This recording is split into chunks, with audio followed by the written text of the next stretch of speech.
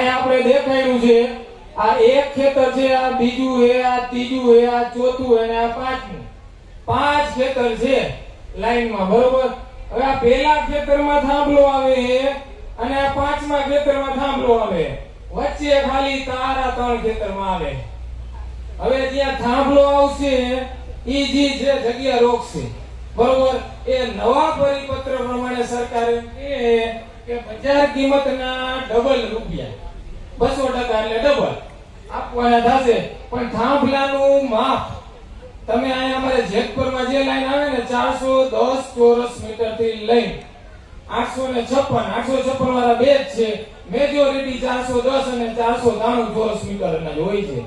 એટલે ઈ માપ હાવ નાનું છે, એના સરકાર આપને બજાર કિંમતના ડબલ આપે, બરોબર. બાકીના વચ્ચેના જે 3 ખેતર છે અહીંયા થાંભલો નથી આવતો, ખાલી તાર આવે, બરોબર. અને આ 5 ખેતરમાં થાંભલો ને તાર આવે કે ખાલી તાર આવે, બજાર કિંમત થઈ જાય અડધી ખેતરની. પેલા તો ખેતર લે જ નહીં, બરોબર. લે ને તો અડધી કિંમત ખોવાની. હવે આપણે ઉદાહરણ આપીને સમજી કે ભાઈ જેતપુર ગામના 5 ખેતર હે અને જેતપુર ગામની આપણા કૃષિ મંત્રી સાહેબે 30 લાખ વેલ્યુએશન કાઢેલી કે ધારો કે જેતપુરની 30 લાખ વેલ્યુએશન હોય તો આપણે 30 લાખ જ લઈ વીઘે, જાજી નથી લેતા, જાજી લેત હોય, બરોબર. એટલે વીઘે 30 લાખ રૂપિયા આપણે કિંમત નક્કી કરી, બરોબર. દરેક 5 ખેતરની વીઘે 30 લાખ રૂપિયા કિંમત છે, લાઈન ટુ લાઈન ખેતર છે. એટલે હવે આ ખેતર છે ને જે આજે ખાલી તાર વાળા બીજું, ત્રીજું અને ચોથું ખેતર, એ બીજું ખેતર છે 30 વીઘાનું છે, આ ત્રીજું ખેતર એ 10 વીઘાનું છે અને આ ચોથું ખેતર 20 વીઘાનું છે. આપણે થાંભલા વાળા છેલ્લા 2 ખેતર લેતા નથી. આ 3 તાર વાળા ખેતર મેં તમને વીઘા કીધા, બરોબર. 30 વીઘા, આ 10 વીઘા અને આ 20 વીઘા. હવે અત્યારે જેતપુરની બજાર કિંમત 30 લાખ હોય, બરોબર. તાર આવે એટલે એની કિંમત અડધી થઈ જાય, એટલે વીઘે 15 લાખની નુકસાની. 30 વીઘા 15 લાખ રૂપિયાની નુકસાની એટલે 4.5 કરોડની નુકસાની આજની તારીખમાં. આ પ્રોજેક્ટ 25 વર્ષ રહેવાનું સમજી લેજો. ત્યારે 25 વર્ષ પછી આની 30 લાખની વીઘે કિંમત હોય 3 કરોડ એ પહોંચે. એટલે 25 વર્ષ પછી ખેતર વેચવું હોય તો કેવડી નુકસાની ભોગવવાની. અત્યારે હાલની તારીખમાં આપણે વીઘે 15 લાખની નુકસાની ભોગવી એટલે 4.5 કરોડ રૂપિયાની નુકસાની 30 વીઘાના ખેતરવાળાને ભોગવવી પડે. 10 વીઘાવાળા ખેતરવાળાને 1.5 કરોડની નુકસાની ભોગવવી પડે અને 20 વીઘાવાળા ખેતરને 3 કરોડની નુકસાની ભોગવવી પડે.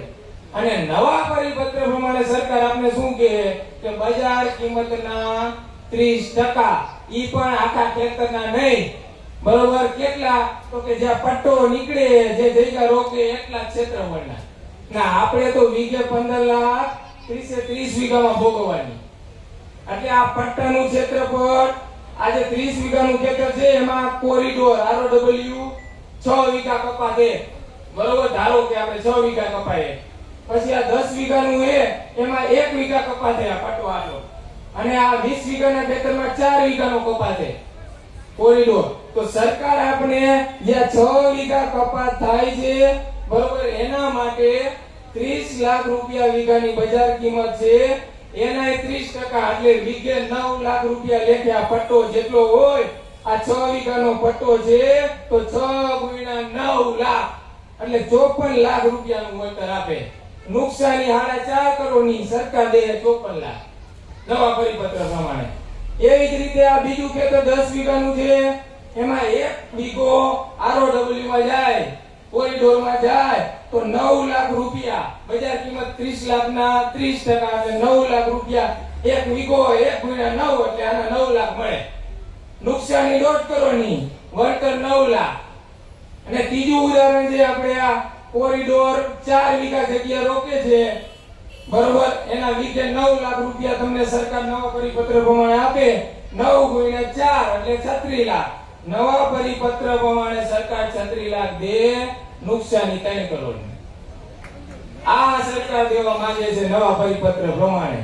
અને ખેડૂતોને નુકસાની અઢળક છે, બરોબર. એટલે અને બીજી વસ્તુ કે ટાવરની જે જગ્યા 410 હોય કે 493 ચોરસ મીટર હોય ને, ટાવર નીચે તો રિસ્ક હે, અહીંયા ખેતી નીચે થાય જ નહીં. એટલે કાયદેસર ગણીને તો કે જમીન સંપાદન થતું હોય ને એમાં બજાર કિંમતના 4 ગણા દેવાના હોય, એટલે ટાવરના એરિયામાં તો 4% દેવા જ પડે સરકારે, ફરજિયાત દેવા પડે. એની નીચે વાવણી કઈ કરાય જ નહીં, કેમ કે રિસ્ક છે. અને આ લાઈન નીકળે ને એટલે 25 વર્ષનું જોખમ. આ તો હજી મેં તમને નુકસાની જે બજાર કિંમત ઘટી જાય છે ને ઈ જ એક્સપ્લેન કર્યું છે. જે બજાર કિંમતમાં જેટલો ઘટાડો આવે ને ઈ જ એક્સપ્લેન કર્યું છે. હજી જીવનું જોખમ એની કિંમત કોણ ચૂકવશે 25 વર્ષ સુધી? કાલ વારે ભવિષ્યમાં કઈ થયું, અમારા પશુ હોય, ખેડૂતોના, માણસો ખવાથી કામ કરે, 25 વર્ષ ભોગવવાનું.